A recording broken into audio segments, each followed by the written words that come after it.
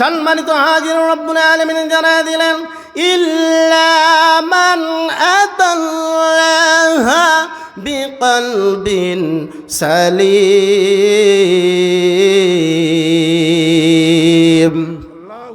রব্বুল আলামিন বলেন যারা পরিষ্কার পরিশুদ্ধ অন্তর, ভেজালযুক্ত অন্তর নিয়ে আসবে না, তাদের জন্য আল্লাহ প্রতিশ্রুতি দিলেন। কোরআনুল কারিমে আল্লাহ জানায় দিলেন ওয়া উযলিফাতিল জান্নাতু লিল মুত্তাকিন।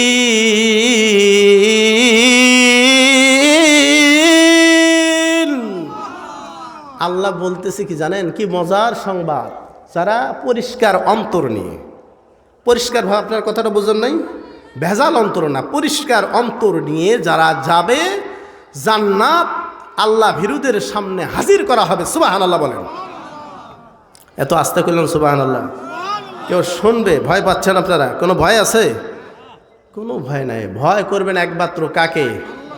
মানুষকে কোনো ভয় করা যাবে? এই আপনার উপকারও করতে পারবে না, ভালো কিছু করতে পারবে না, ক্ষতিও করতে পারবে না। আল্লাহ পাক যা এই আপনার নসিবের ভিতরে যা লিখে রাখছে তাই হবে।